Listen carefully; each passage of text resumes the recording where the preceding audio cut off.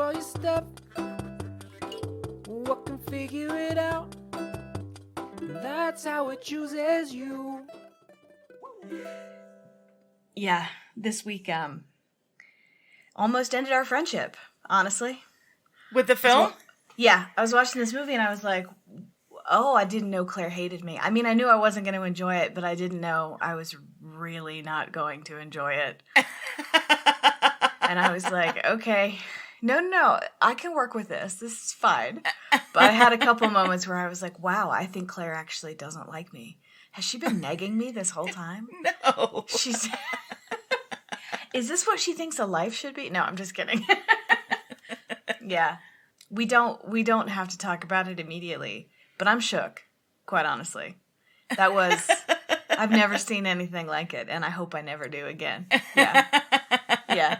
Anyway, so work and finals are next week, and yet you spent an hour and 20 minutes of your life doing that. Yeah, hour and 27 minutes of my life doing that. Right. Yeah. Happy holiday. Yeah. How are you? It's so nice to see you. Happy Sunday. Happy Sunday.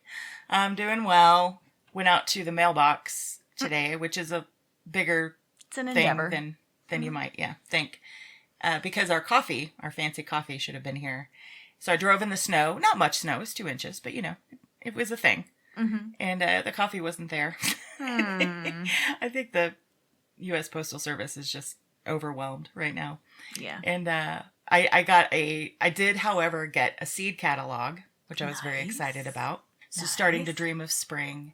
And also got a card from a family member, a Christmas card, which at the bottom said, really hope to see you two for Christmas. So. Oh my God.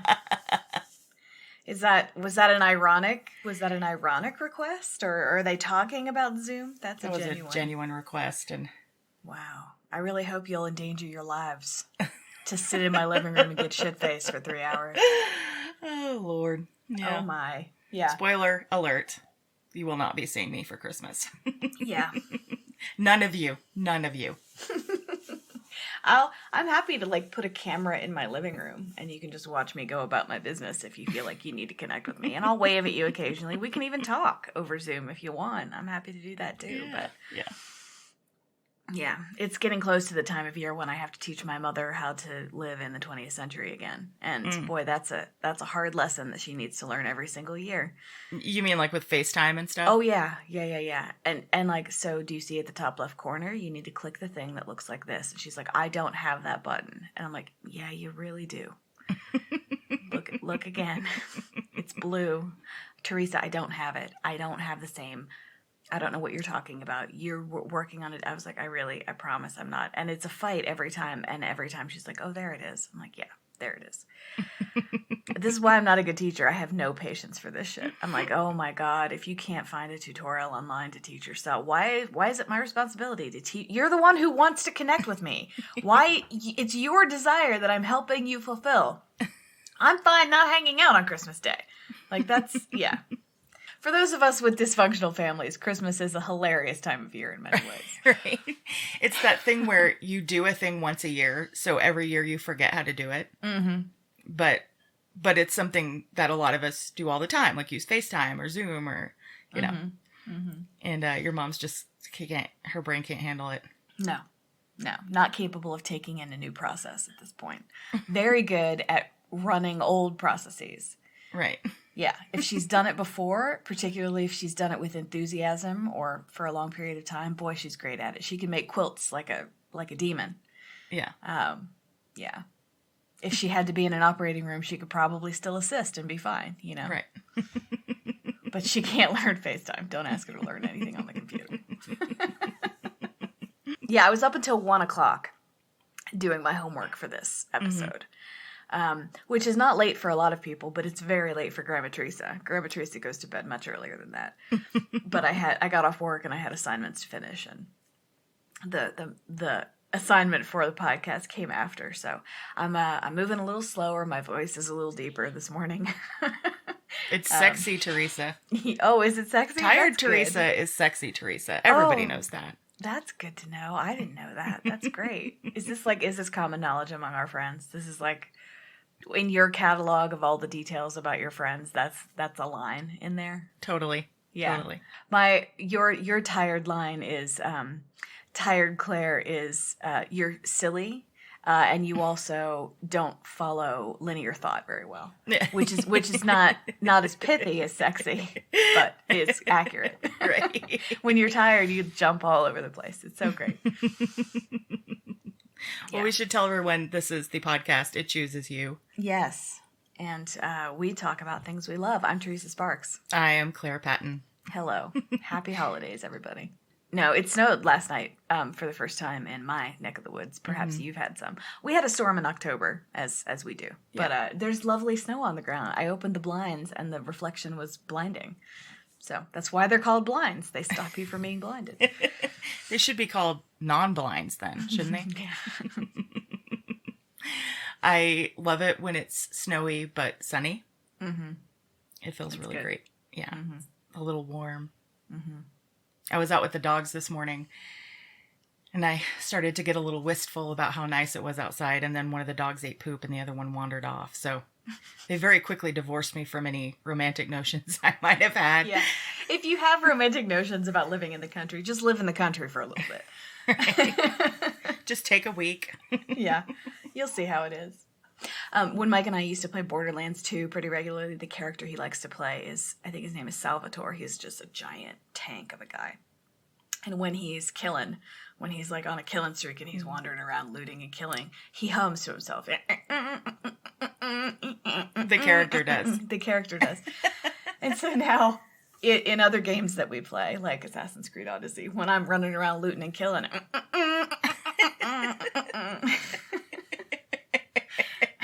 and it bleeds into my daily life. I'll be like at work accomplishing something. It's so great. I love it so much. So I was just rearranging my monitor slightly so that my head was not down and my chest was not down to help me stay awake and alive and alert. There you go. And I started humming our song. Well, I think we have a new theme song now. It's just you. Yeah. It's not a very good theme song, but sure, I'll take it. Yeah, great. Awesome. Yeah, it's memorable. It's memorable. Yeah. Yeah, especially if you've seen it and heard it a million times while killing a bunch of aliens and taking all their money and weapons. Looting is the best. I love looting. There's an ethical discussion about looting and stealing that we need to have, because I made a very clear choice in Assassin's Creed Odyssey that I was never going to take red dotted items because that's stealing and I'm not a thief. Okay. It turns out it's very hard to collect money when you don't do that, and I have been struggling to upgrade my gear because I refuse to steal. So then I was like, well, I'll steal from cultists. No problem. So I'll go to a leader house if that leader's a cultist, and I'll just take everything, okay? Mm-hmm. And then I had a couple of assignments that were basically steal this, and one of the things I stole, I'm pretty sure was a dildo, although they said it in Greek. Yeah, I stole a dildo. Yeah, so I stole that from someone I didn't know because Alcibiades is a little bitch and he is a liar, but he's entertaining. Yeah. I don't know if little bitch is appropriate, but that is what he is. I mean, he's Weasley. Weasley, yeah. I don't remember him being Weasley when I read the Symposium, but that was 25 years ago, so. Right. I think they've taken some artistic license with the historical characters. Oh, you think it's not historically accurate? It's not directly from the Symposium? Yeah, I'm going to order Medea because I never read Euripides. Sorry, Euripides, however we say it. I only read Aeschylus. So, Euripides! Yeah, like, Euripides, Euripida. All right. That's right. But yeah, so I don't steal, except now I do a little bit under certain circumstances. And it turns out when you steal, it's much easier to collect money. I was like, oh my gosh, I have $22,000. I've never had $22,000 before. Well, I have a question. I have sort Sure. of a moral question that I've had about this game, which is, what do you think the line is? Why do they sometimes determine it as looting and sometimes they determine it as stealing? The only guess I have is that it's looting if it's military. Maybe. Sometimes you can loot in a leader house, though. No, my only thought was, if it is looting because it's military, isn't that just another form of, like, sanctioned murder, right? Like, Yeah. you know. Absolutely. Yeah, it absolutely is. Yeah, no, I mean, the whole game is just a series of ethical questions. Like, when are you willing to kill? When are you not willing to kill? Every person she talks to has a sob story, and the game does not allow you to assess whether or not they're lying before you decide whether or not to help them. You only find out they're lying later. And after a few times of being lied to and then finding out that I was lied to and I did some things that I wouldn't have done if I had known the truth, now I'm just way more skeptical of every single person I meet. Yeah. I feel you on that, for sure. Yeah. When you said a couple weeks ago hanging out with Socrates and talking to him was the heart and soul of this game, and I was like, it is, really, because it's just an ongoing series of questions about what behavior is acceptable in what circumstances. It does have an interesting effect on the way you play the game, because they're asking you to engage in moral conversations while the game gives you the option to do some pretty immoral things. Mm-hmm. And reward you for doing immoral things. Exactly. So yeah. It is an interesting contrast they set up. Yeah. It's a good game. And sometimes you just get annoyed with Socrates. That's how I feel like. I'm like, shut up, dude. Dude, do we have to talk about the fact that I'm about to go kill this dude? I got things to do, man. Why is every time you give me an assignment, it takes 14 minutes just to get out of the room and go do it? Yeah. Yeah. He's like, I don't know anything. I only ask questions. Oh, God. So this podcast is devoted to things we love. And one thing I love is to watch the Christmas film, A Christmas Melody. Yeah. And hate it. Just hate watch. Merry Christmas. Yeah. And I don't know why I enjoy that. My only guess is that there's a very mean person inside of me that likes to come out in pretty much harmless ways by disliking what I'm watching. Yeah. I like the inconsistencies. I like the hypocrisies. I love all that stuff for some reason. You, it sounds like, did not.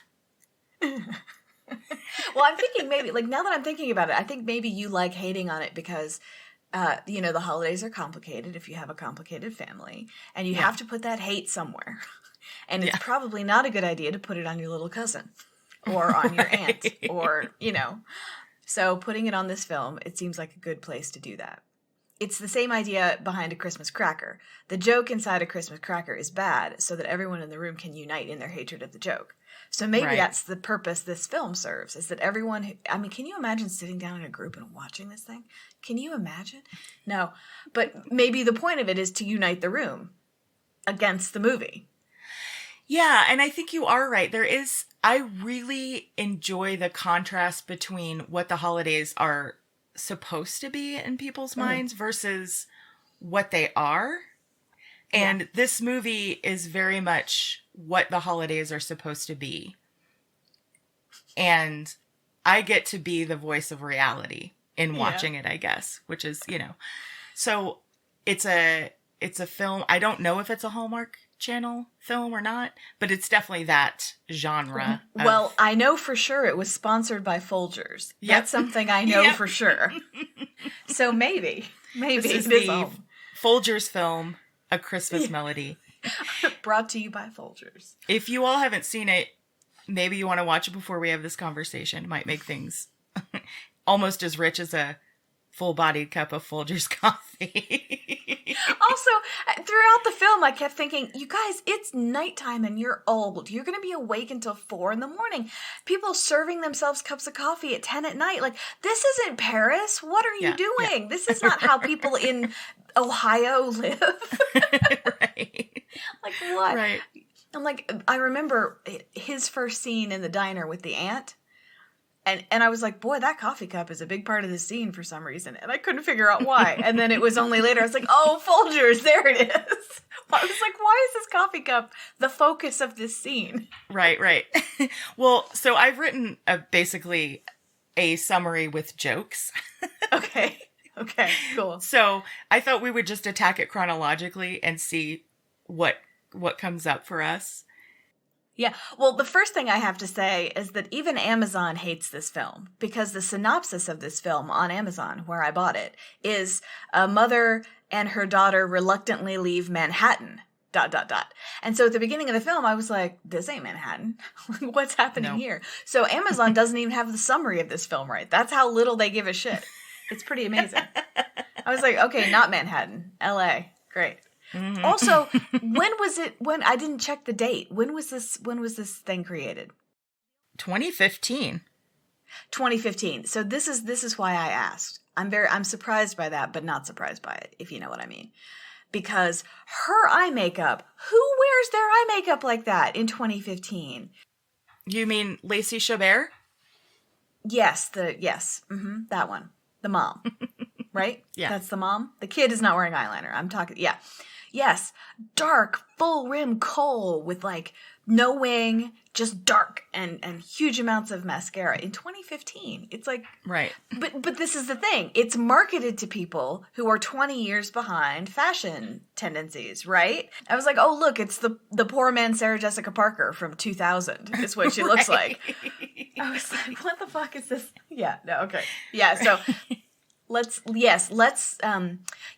dive into this very important film. Let's really get into it. It's dealing with some pretty intense metaphorical material, Claire. I think it's worth our time. Sounds good. So A Christmas Melody, Lacey Chabert plays fashion designer Kristen Parson. We're gonna call them by their actress names, by the way. Just sure. Here. She's forced to shutter her fashion business in LA because apparently she's a failure. I don't know. They don't really get into what happened. Yes. And I'm okay with them not getting into what happened. I actually respected that as a choice. Like, I don't need to know about your rent troubles. I don't need a scene with your landlord or whatever. So I was like, oh, okay, we're just right in the thing. Great. That's awesome. But there's no evidence of her being a fashion designer. Her clothes are off the rack Target specials. They look like TJ Maxx, yeah. Exactly. The one dress her friend holds up is like an example of her couture. First of all, are you allowed to call it couture if you made it from a bridesmaid's dress? I don't know. I don't know fashion well enough. But I know about as much about fashion as the person who wrote this thing. So, it all works out. That thing was like a costume piece from the 1970s. It was hideous. Like all pleats, whatever. Yeah. No evidence is given for any of the statements made in this film. Right. True. Well, Aunt Sarah's hilarious. No evidence of that. Doesn't make a single joke the whole time. Well, the thing is, they open with the shot of her basically locking the store for the last time, right? The boutique. And she heads back to her car. And the great thing is she's got one box as though she just got laid off from AT&T. Like she has that one cardboard box, right? Mm-hmm. She's shuttering a business. This isn't, and presumably she'd come back later and get some things. I don't know. But as she's walking to her car, she meets basically homeless Santa, right? Yes. Who is strangely tan, like he just got back from the Maldives or something. He did, actually. They celebrate Christmas in the Maldives. So, of course, as you'd imagine, homeless Santa, she gives homeless Santa $5 despite her own financial troubles, right? $5 cash from her first sale. She has a couture business in LA, and someone paid in cash that included a $5 bill in her first sale. This is just one of many, many, many plot holes in this thing. It's basically like the idea of a movie. Right. It's the idea of a story. Right. And this is kind of enough for you to piece it together if you're willing to try really hard or you don't care to try at all. Right. Those are the only options, Jesus. Okay, go ahead. Well, the thing we should say that was one of the centerpieces of the marketing of this film is that Mariah Carey directed it. Now, I've got nothing against Mariah Carey, but I think we can all agree that she's not a film director. I mean, if for no other reason than she gives herself that super soft, beautiful light with the filter. Did she have many zits or something? Was she concerned about her skin? So she's also in the film, right? So basically, Lacey Chabert tells her daughter Emily, and along with her best friend, that they're going to have to leave LA and move back to her hometown of Silver Falls, Midwest. Ohio. Is it Ohio? Ohio. Okay. It's definitely Ohio. And there's this whole like, sigh, we have a free house there, right? There's always the free house. Yes, as though there's no other job she can get in LA. As though she wasn't aware her business was failing until the actual day it happened and she had to move out and change her life on that day. Right. Like, was she not cultivating any other thing she could be doing? Did she have no plan? Right. Oh my God. Or contacts. I mean, let's face it. Yeah, exactly. She knows no one. She's had this business for however many years. Knows no one. Cannot transition to anything else. Yeah. Has to move back to Ohio. She, saddled with this burden of a free house, moves back to Silver Falls, Ohio with her daughter. And apparently even the enticement of a real white Christmas isn't enough for her daughter, Emily, who tries to recycle her choir sheet music because, quote, everybody around here is giving up on their dreams anyway. Which is, let's face it, a masterclass in manipulation. Yeah, it is. I mean, that is what, but I think it's unintentional is my problem with it here. I'm actually going to figure out who wrote this fucking thing because we need to, when a crime has been committed, it's necessary to name names. Who wrote it? It doesn't say. Folgers wrote it. The Folgers marketing team wrote it. A Christmas Melody on Wikipedia. Let's see. Oh, you'll like the plot summary on Wikipedia is literally 3 sentences. Yeah, that's accurate. Okay, so they filmed it in Cincinnati, which makes sense. The Greater Cincinnati and Northern Kentucky Film Commission put out a press release. I'm sorry, the Northern Kentucky Film Commission. Yeah, that's... Mm-hmm. I like that it's Northern Kentucky. It's not just the Kentucky. That's how thriving the Kentucky film business is. Mm-hmm. There's more than one committee in charge of it. It doesn't say who wrote it, which makes sense because no one wrote this. Okay, well, that makes sense. That's great. At least it's consistent. They're not claiming no one involved with this wanted to put their name on it. I'm telling you, it was a stale cup of Folgers coffee that wrote this film. Mm-hmm. So, Lacey Chabert takes her daughter to her first day of school in Silver Falls, where the administrator is like super impressed that they're from LA. Mm-hmm. She's like, ooh, LA, glamorous, and then Lacey Chabert meets her old high school rival, Melissa McLean Atkins, played by Mariah fucking Carey. Yeah. All right. So you had mentioned this filter, which is one of my favorite things about this film, I'm not going to lie. So for those of you who don't know, basically every shot of Mariah Carey is in this glowy, soft filter that, just makes you look better, I think is the point. But it's so odd when that's 2 people in the scene, and then every time they shoot Lacey Chabert, she doesn't have that filter. But Mariah Carey does, as though she's like oozing fairy dust or something, Mm-hmm. I think of it as like the Oprah or Barbara Walters filter. Oh, interesting.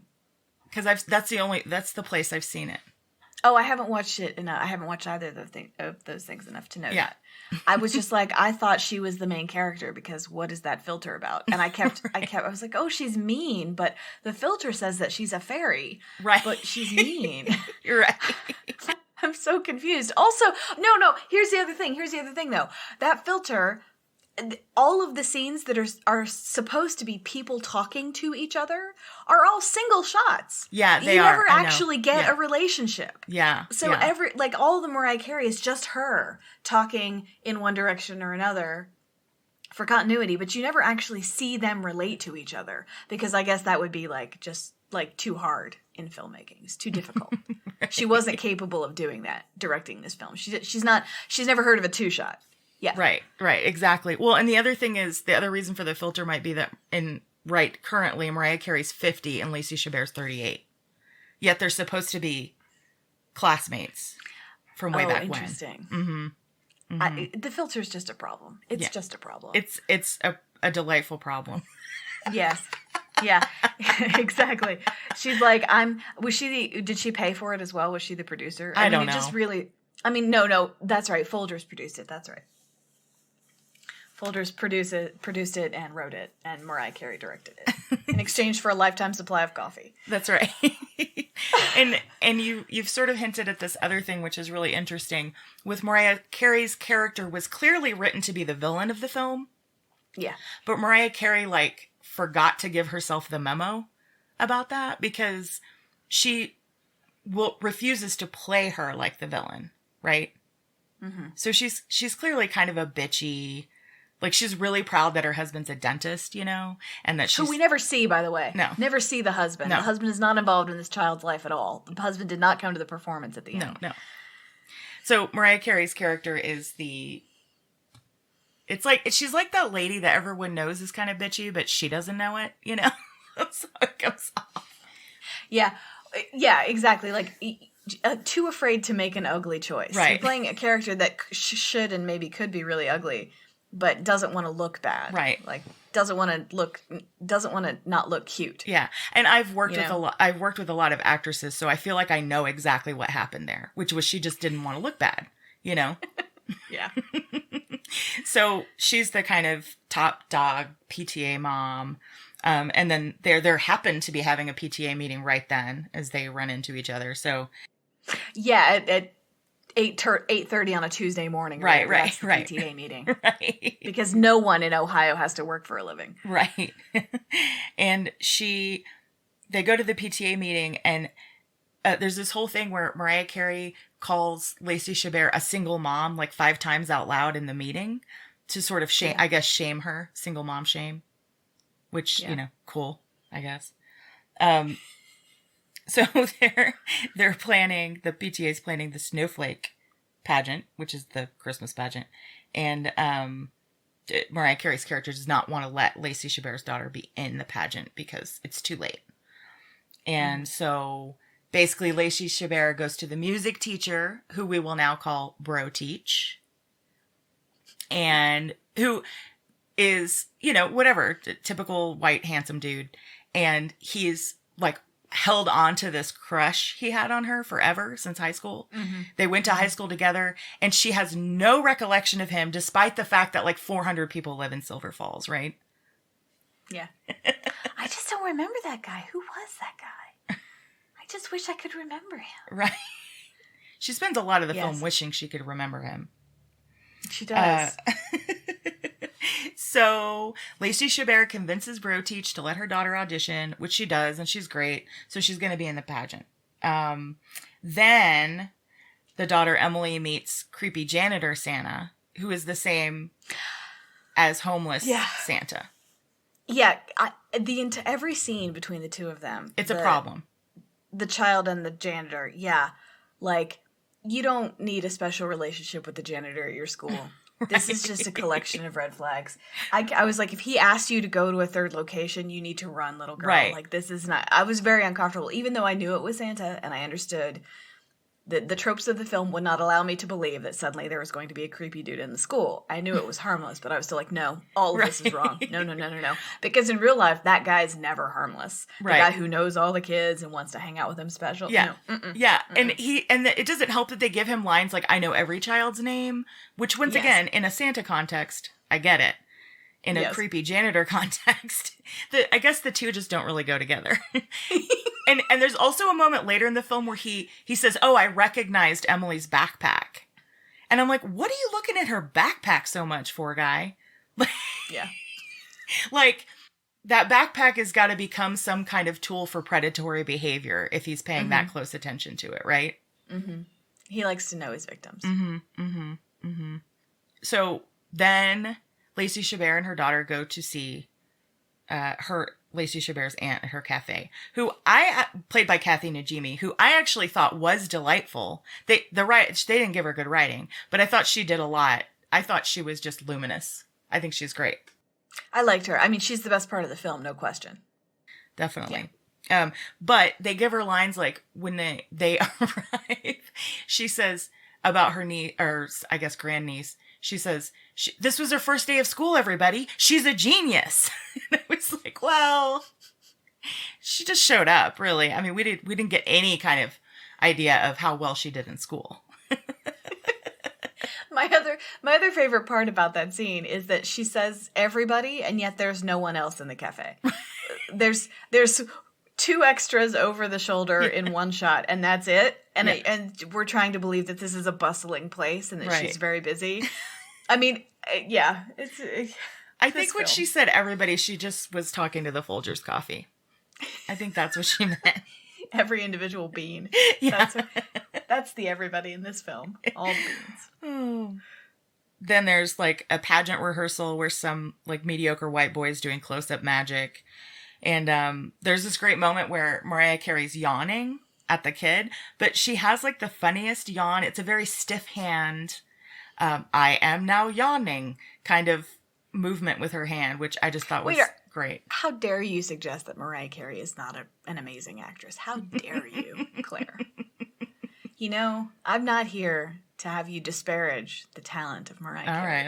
I'll back off. I'm here to do it myself. Then Bro Teach encourages Emily, who has stage fright, immediately after this rehearsal. He gives her a solo because everyone knows the way to a single mom's heart is through her adorable moppet, right? Yes. I like that you've gone to the trouble of thinking about this in terms of scenes but there's just not enough. There's no there. There's not enough to actually, I was like, if I started, I would never stop. The problem with this film is this film. Like all of the problems are that this thing exists. It's such a problem that the problems can't be contained in the 127 minutes or whatever it is, hour and 27 minutes of the film.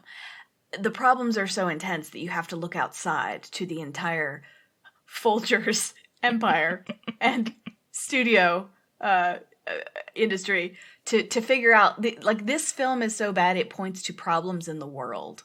That's kind of where I was just like this, all of it. So I don't remember a single line because there are no lines. It wasn't written. They're basically like, here's the idea of the scene, talk to each other. And so they all just sort of say stuff that does not advance the plot really. I mean, like, after getting through the whole thing, and then the final scene, like, they make me watch a children's Christmas pageant. Like, that's the thing. It's like, this movie actively hates its audience.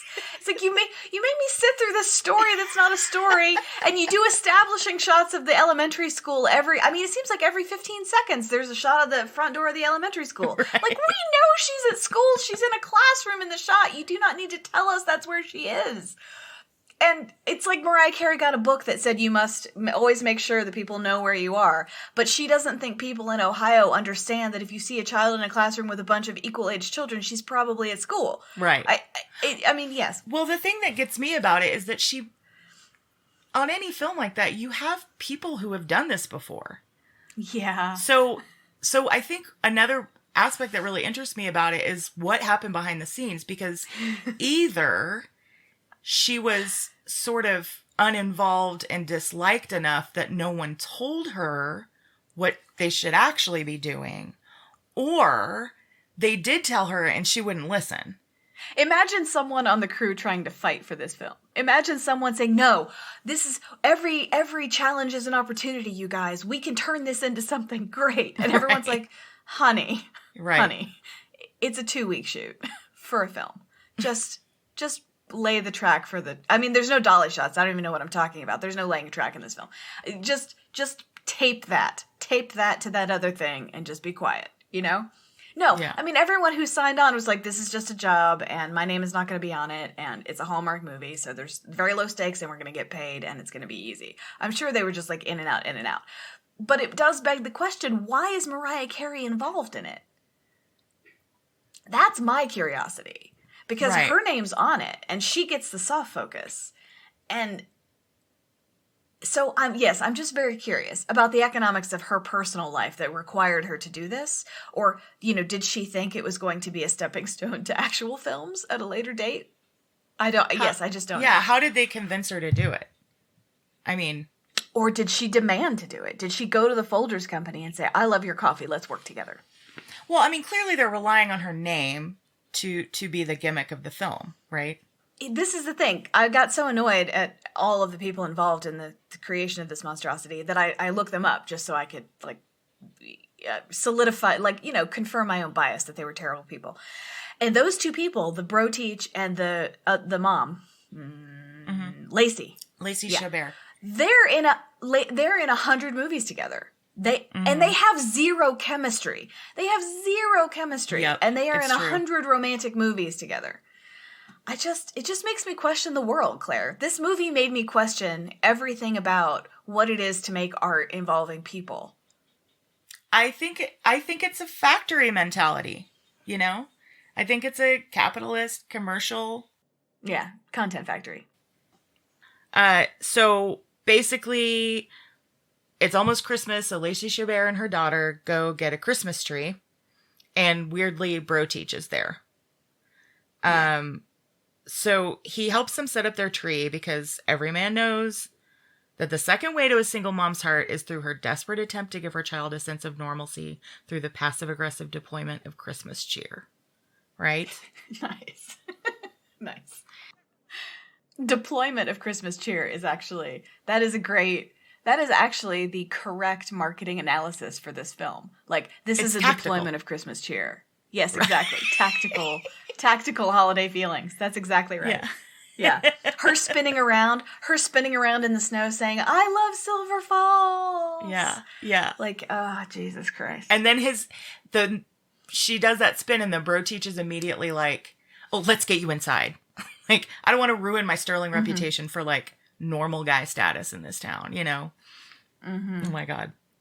They come back to the house. He helps them decorate. Then Lacey Chabert reveals to Bro Teach that Emily's dad is dead because divorce is a sin. That's right. Like, these women in these movies, if they have a child, the husband's always dead. They're never divorcee.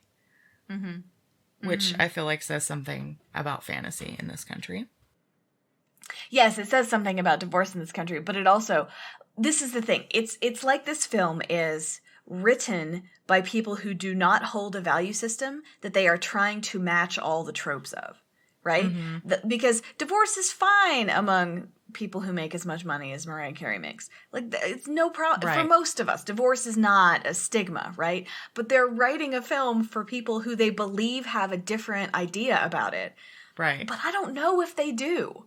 I don't know if the people in Ohio, who clearly are the ones that are, being marketed to here, I don't know if they care about divorce anymore. Right. Or maybe it's like, it's not only the area of the country, but their age. So it's like, specifically, this film is for 70-year-old people in Ohio. Maybe. Who do have issues with divorce. Maybe. Like, I just look at all of these choices that they're making, trying to figure out who the fuck is this movie for, Claire? Who is this movie for? That is the question I come away with, having watched it. Anyway. Maybe it's for us to hate it. I don't know. My God.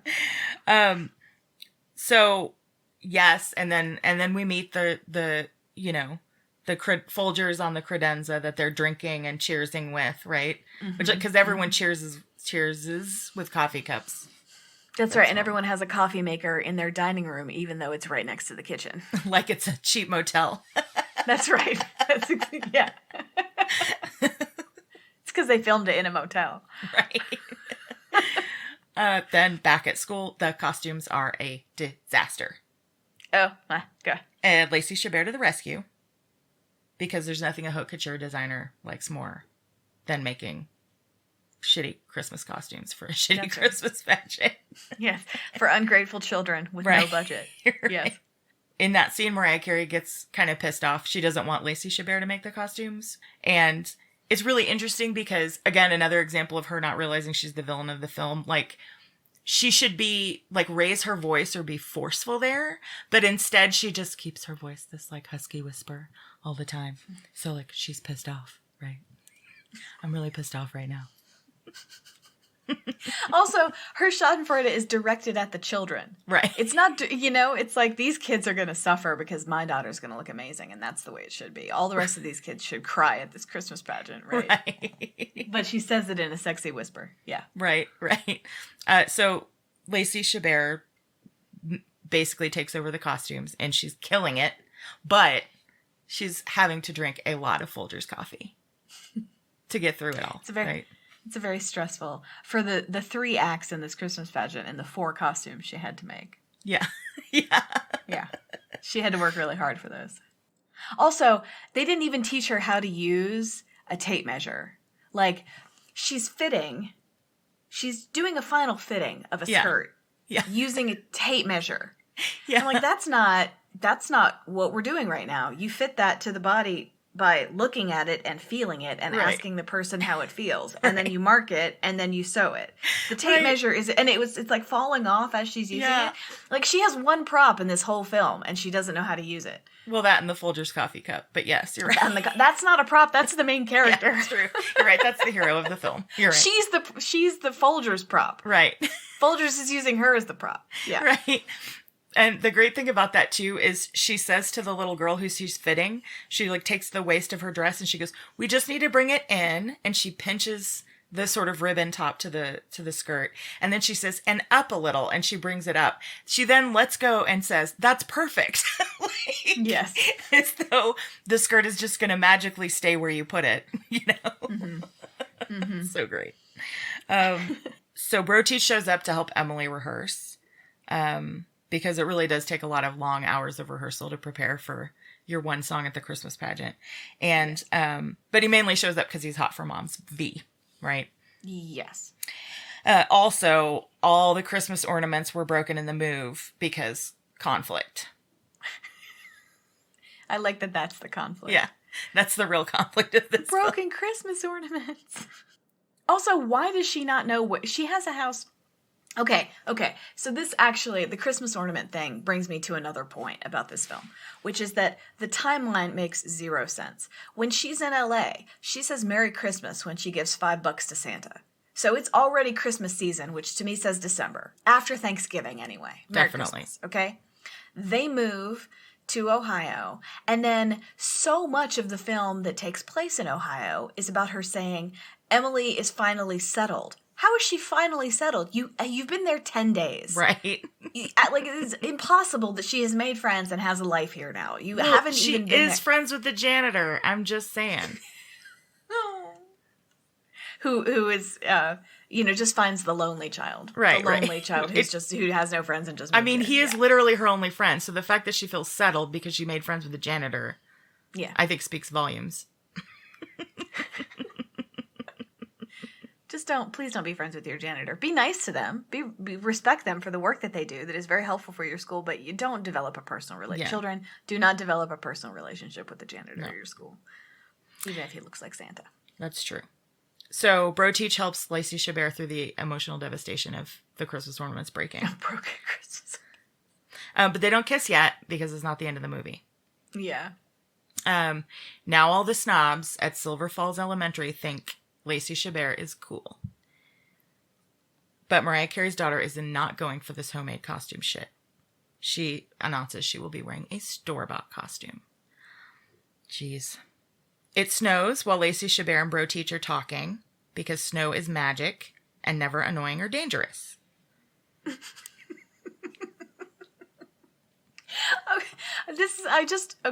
At this point in the film, when the snow started and she looked up in wonder, first of all, she's about as good an actress as I am. So we'll just say that. And I'm not at all. 0 training or ability. And she's about as good as me. Okay? She looked up in wonder and I was like, fuck, she's going to spin around in the snow, isn't she? And, 10 seconds later, there she is in the soap flakes that are supposed to be snow. But this is the point at which I had to stop watching them talk to each other.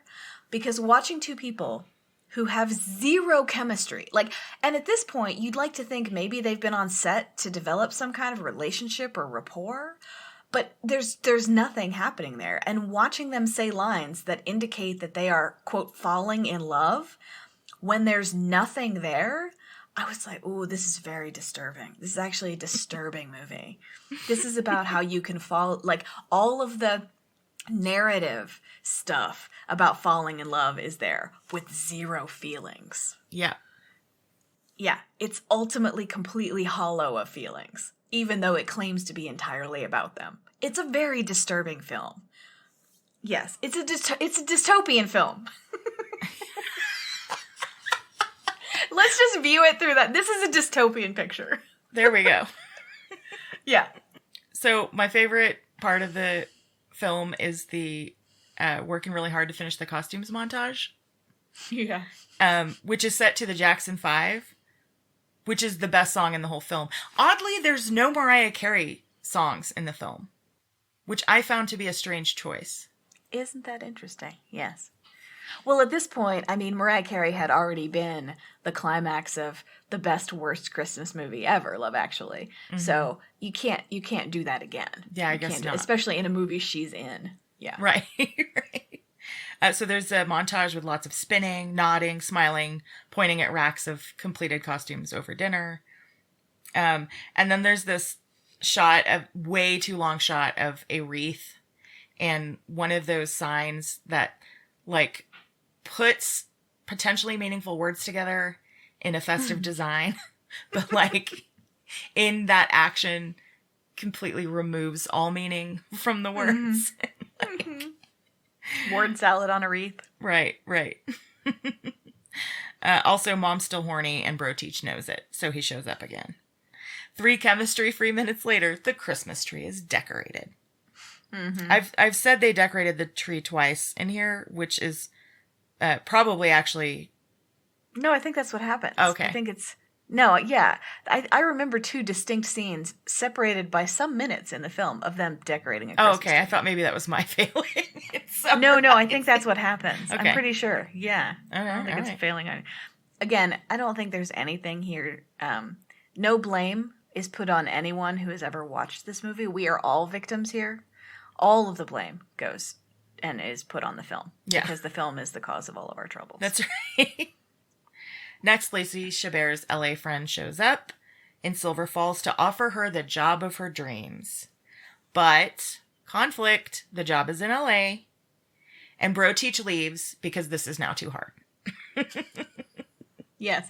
The idea that someone might have a life elsewhere is too much for a Midwestern white man. That's right. What do you mean I'm not everything you need? We've known one another 10 days. What do you mean you're not willing to give up the world for me? I also love that her friend is doing the work she should have done before she left LA, which is try and find another fucking job.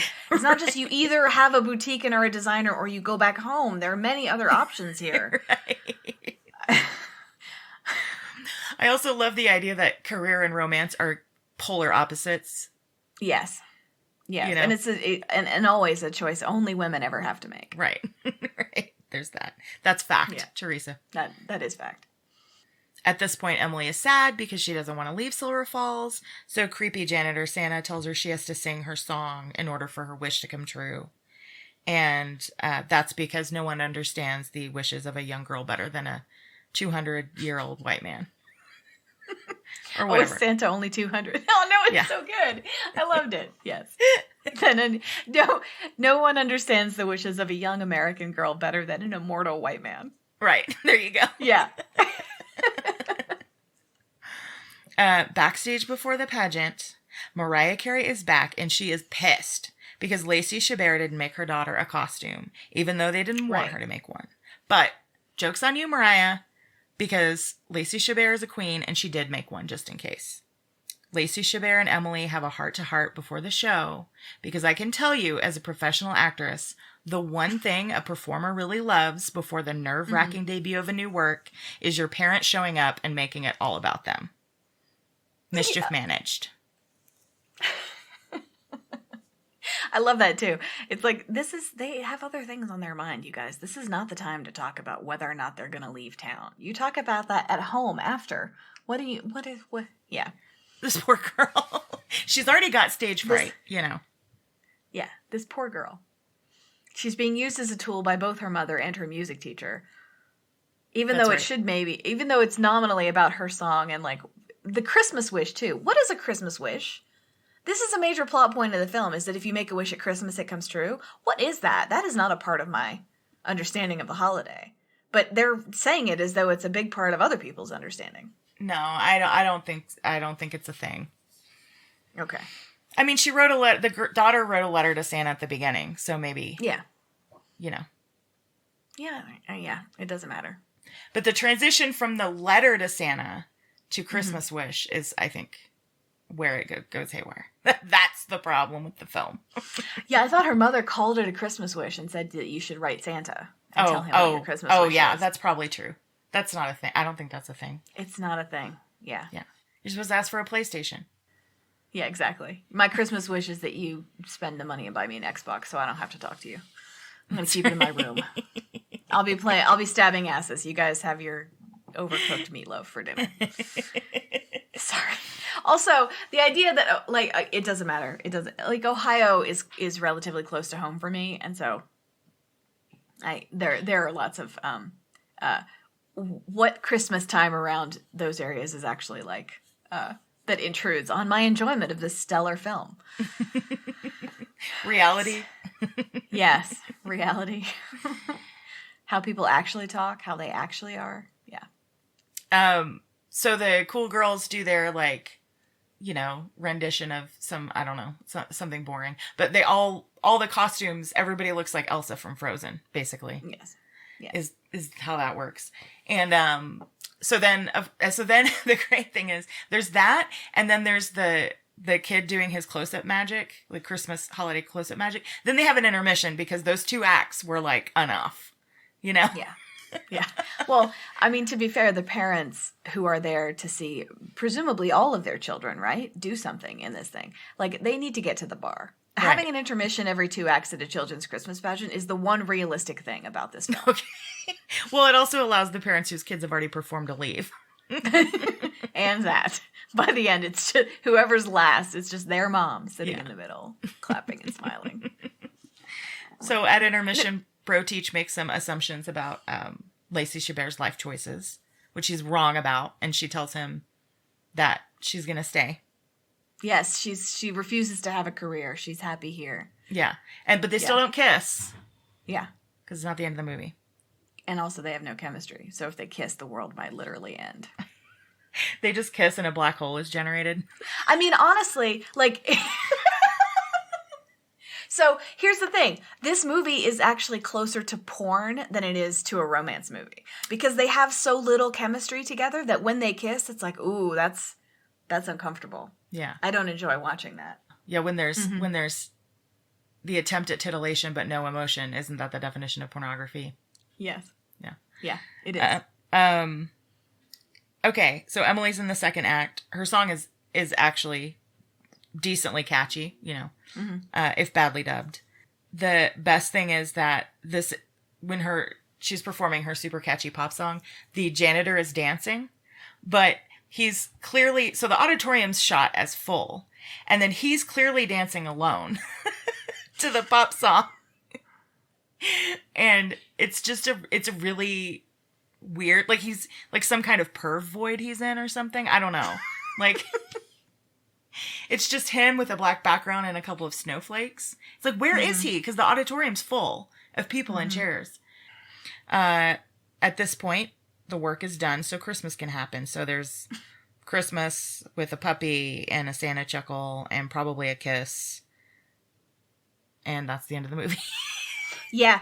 That's the other thing that really upset me is the Christmas puppy. I'm like, oh, you bastards. 2015? You bought a puppy for Christmas? Was that puppy in a box? How long was that puppy in a box?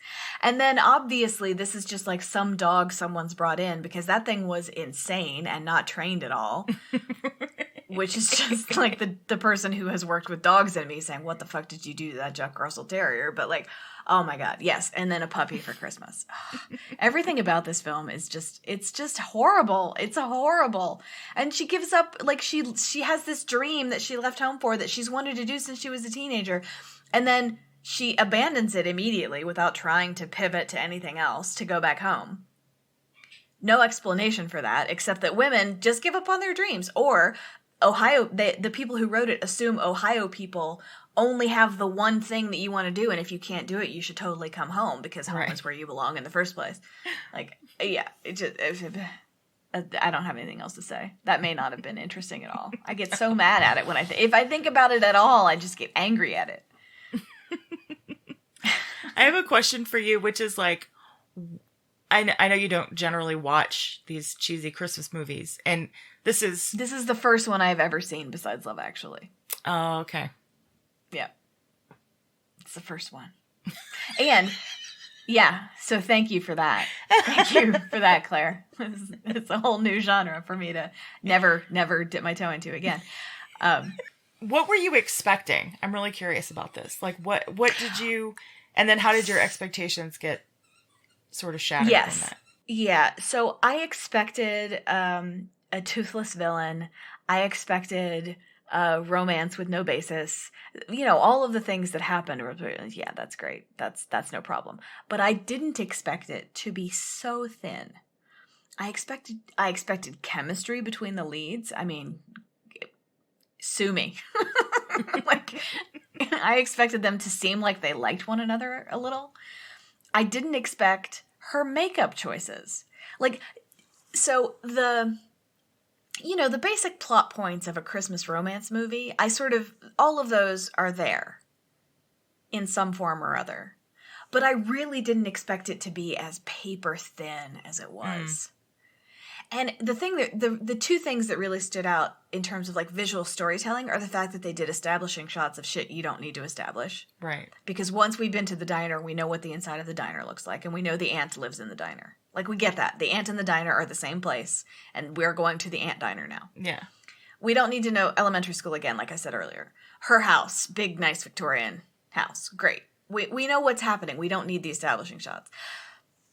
But I was thinking, was this originally made for television? Because in television, you have to assume some people might like hop in the middle after the commercial break, or they're flipping around, and then they may not know, right? So it's shot like a TV movie, even though I think it was released as an actual film. So all of that was surprising.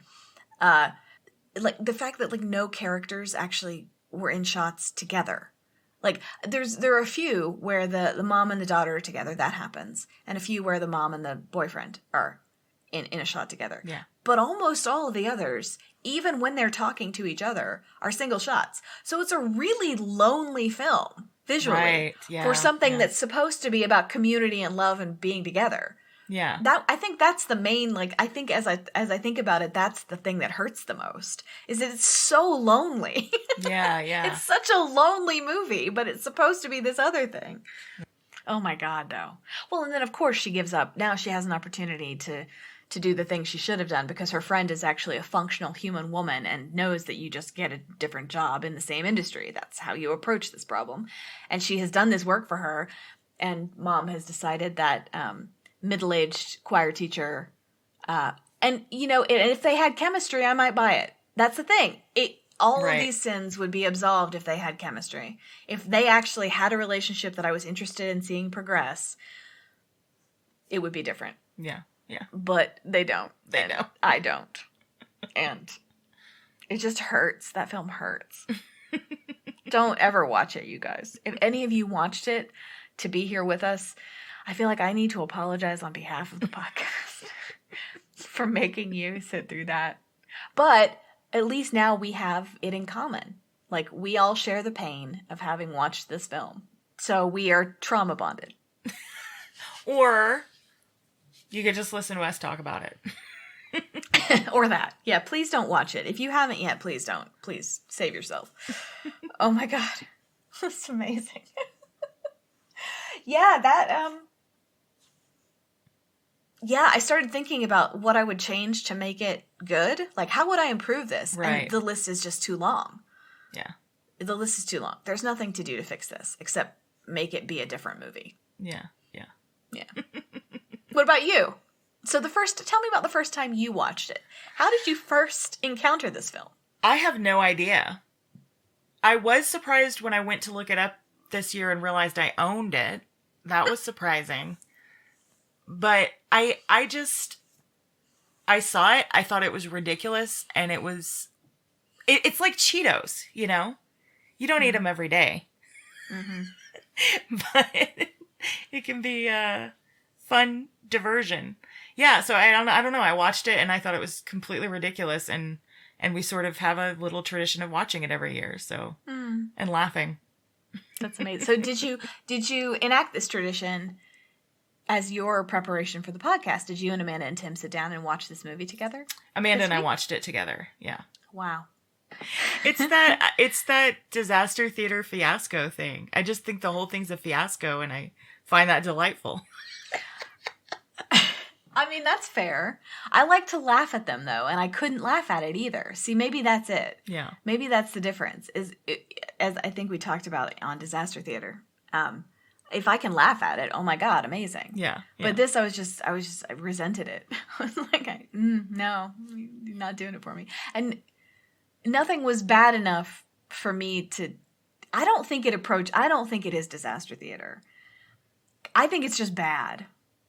Because if it met the criteria for disaster theater, like, it would have been fascinating to watch. So maybe we just have a different bar for what makes it and what doesn't. Yeah. Yeah. Because I'm like, this is just bad. This isn't a disaster. This is just, I mean, there's no, like, boom mic and shot at any point. That would have at least been funny. Yeah. Yeah. That's true. Or, like, a wall shakes when they lean on it. Something like that. Right, I got right. nothing. Yeah, nothing. Well, thanks but no thanks for introducing me to this holiday classic. You are welcome. Uh-huh. Yeah, you're welcome. I think instead of calling this Claire and Teresa Ruin Christmas, I think this should be called Claire Ruins Teresa's Christmas. That sounds good. I'm down. Because that at least is accurate. I'm fully down. You haven't ruined my Christmas. Oh, man. Thank you for introducing me to this genre of film. I believed I knew what it was. I didn't fully. I have learned something this week. Thank you for that. I still love you. Thanks. Just barely. I'm just barely hanging on to still loving you. All right. No. You're the best. Thanks so much. Everybody, thank you for listening, and we will see you next week. Bye-bye. Bye. Testing. Great. Thank you for listening to It Chooses You. Your hosts are Teresa Sparks and Claire Patton.